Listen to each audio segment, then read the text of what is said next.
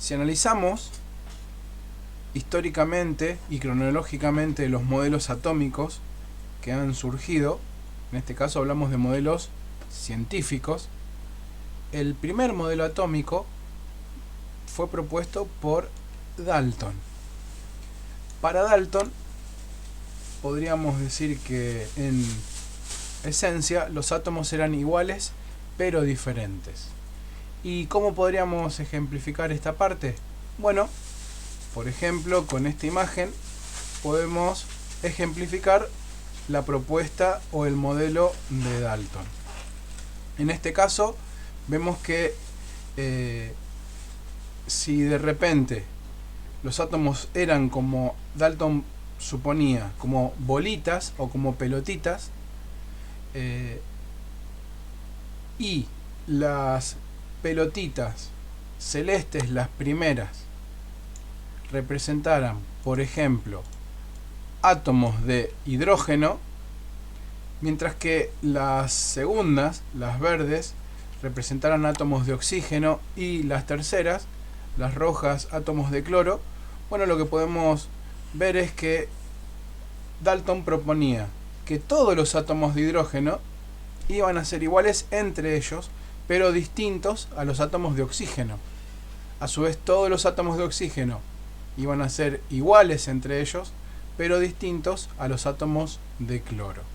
Así que esta era la esencia del modelo atómico de Dalton a grandes rasgos. Él también hablaba de proporciones y demás, pero bueno, en este análisis breve es lo que nos interesa saber. El segundo modelo atómico fue el de Thomson. Para Thomson, de manera muy simplificada, los átomos se podrían comparar con un budín de pasas. Se podrían representar de esa manera. Entonces, de manera muy resumida, podemos ver que para Thomson el átomo, está bien, podría representarse como una esfera, pero él decía que esta esfera tenía una carga positiva y que incrustadas tenía cargas negativas. Esta afirmación fue controversial para aquel tiempo, ya que si bien se aceptaba el concepto de átomo como lo más pequeño representando a un elemento, lo que él propone es que había algo más pequeño todavía, y esas son las partículas o corpúsculos que él llamó electrones. De esta manera, entonces, el electrón se propuso, y lo que se conocía del electrón es que tenía una carga eléctrica y una masa. Entonces esa carga eléctrica era la que se podía detectar, se podía medir, y esto es lo que propuso a grandes rasgos Thomson. Entonces el budín de pasas, y se propone una partícula subatómica más pequeña que el átomo, de carga negativa, llamada electrón. Se continúan realizando actividades experimentales, se continúa analizando la parte teórica también, y surge un tercer modelo atómico, en este caso el modelo atómico de Rutherford. Rutherford propuso un núcleo central a partir de sus experimentaciones y sus estudios teóricos, y a diferencia de lo que había dicho Thomson, él proponía que los electrones estaban afuera de ese núcleo atómico. Concordaba con que el núcleo tenía carga positiva, pero lo que podía él detectar con sus experimentos era que los electrones estaban fuera de ese núcleo atómico. Así que podemos imaginarnos ahora un núcleo atómico con cargas positivas, que es lo que él propuso, y decía que los electrones estaban fuera de ese núcleo atómico. esto también fue controversial porque él también detectó una partícula subatómica, en este caso de carga positiva y de una masa de alrededor de 2000 veces mayor que la del electrón, que era el protón. Este protón tenía carga positiva, es el que nosotros seguimos analizando, y una masa de alrededor de 1800 veces mayor a la masa del electrón. Entonces, carga eléctrica positiva, el protón, masa alrededor de 1800 veces superior a la del electrón, y propone entonces que los protones se encontraban en un núcleo central, estando los electrones fuera de este. La parte experimental continuó, la parte de análisis teórico, práctico y hasta lógico continuó, y se empezó a pensar en que si los electrones, estos propuestos por Thomson, y los protones en un núcleo central propuestos por Rutherford tenían cargas opuestas, se tenían que atraer. Entonces lo que podría pasar, si se conocen, por ejemplo, estas reglas básicas,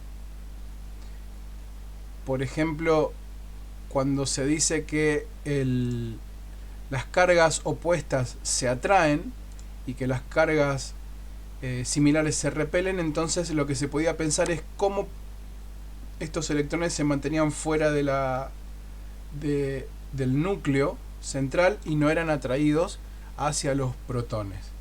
Es por esto que surge un modelo atómico que salvó ese problema.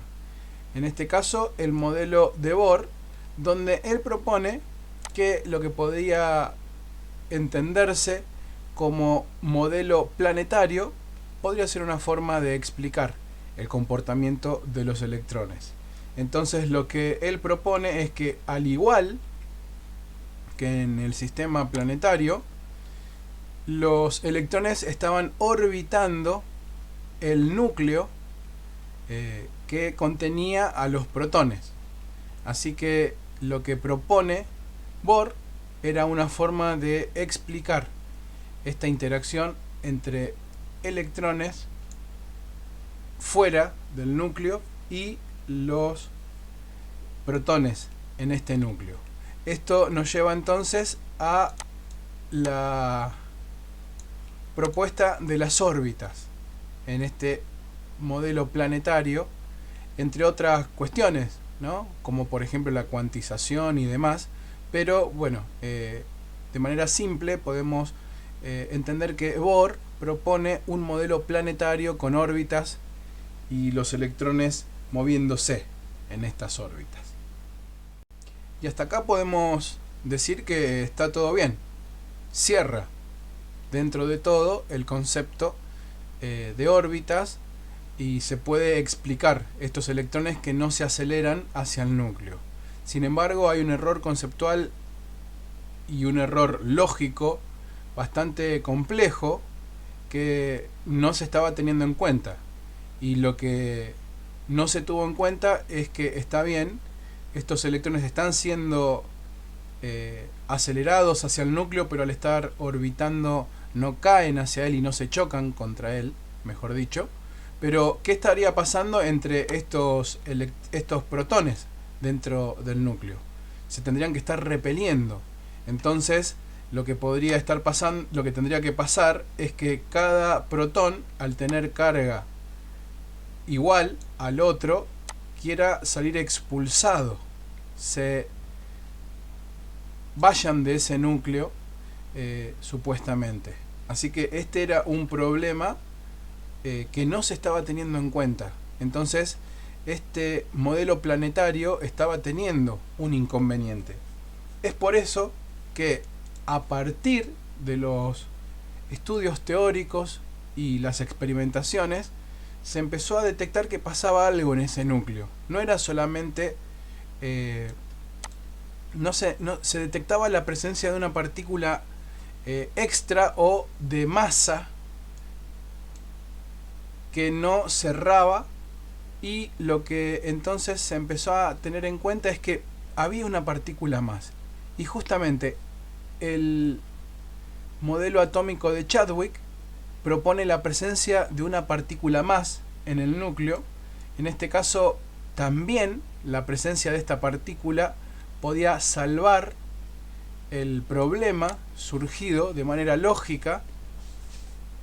Entonces Chadwick lo que empezó a detectar es esta partícula que llamó neutrón.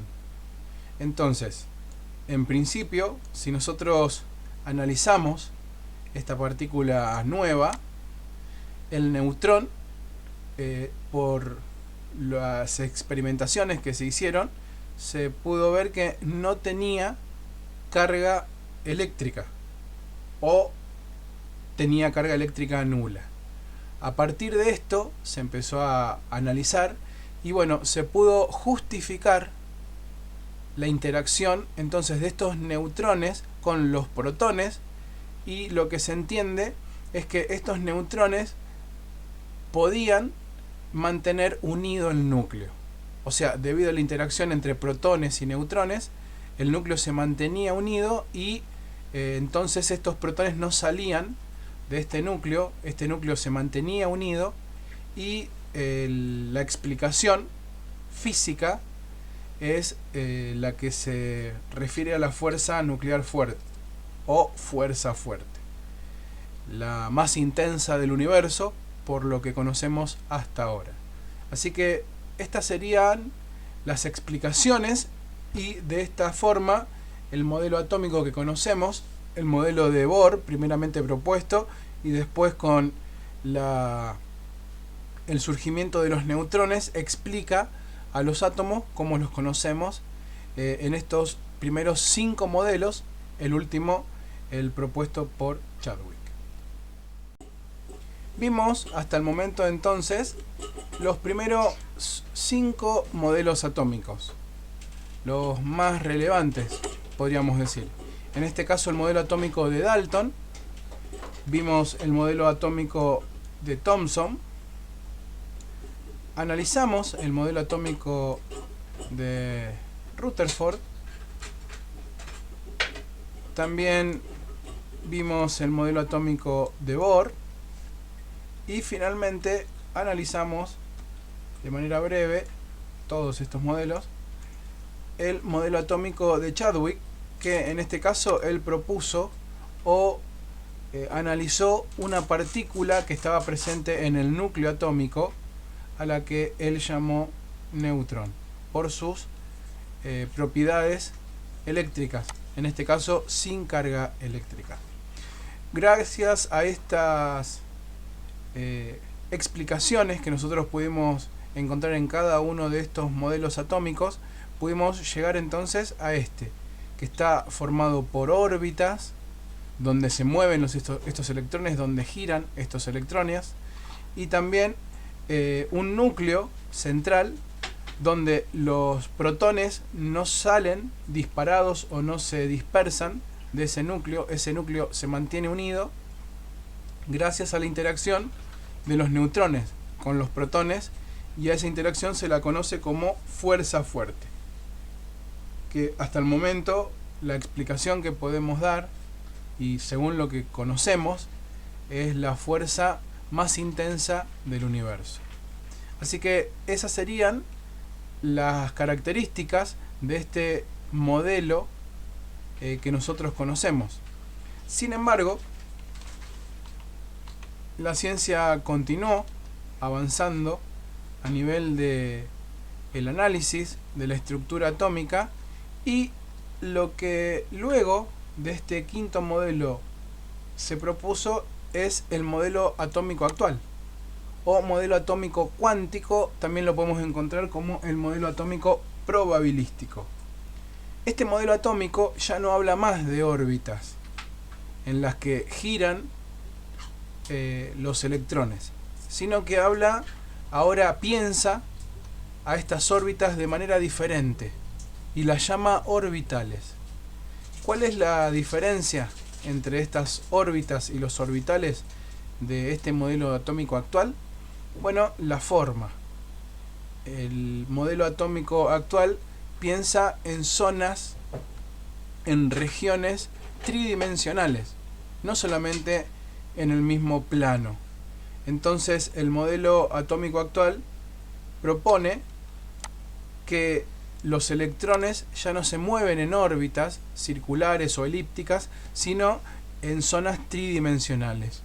Y algunas de las representaciones de estos orbitales son estas que podemos ver aquí, donde podemos ver que, si lo imaginamos tridimensional, vendrían a ser como, por ejemplo, acá 4 globos atados, ¿no? Y en cualquier parte del globo, tanto en la superficie como en el interior, podrían moverse los electrones.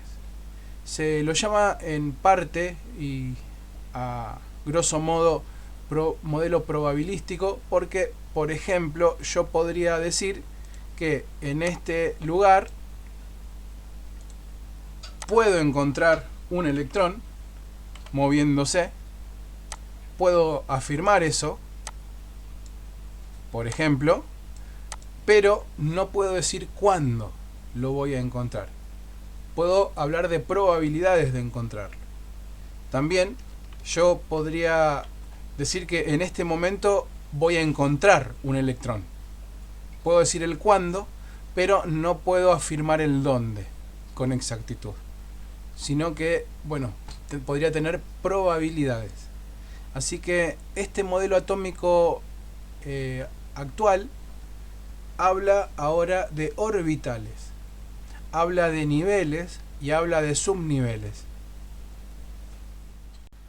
Referido entonces al tema de niveles y subniveles, lo que nosotros sabemos es que el modelo atómico actual ya no trabaja más, o ya no habla más, no refiere más a órbitas, sino que refiere a orbitales, como estuvimos viendo, o también conocidos como niveles de energía, que también a las órbitas se las relaciona con niveles de energía, pero en el caso de los orbitales no tenemos niveles y subniveles, cosa que sería complicado pensar en órbitas y subórbitas, así que por eso recurrimos a algo que es tridimensional.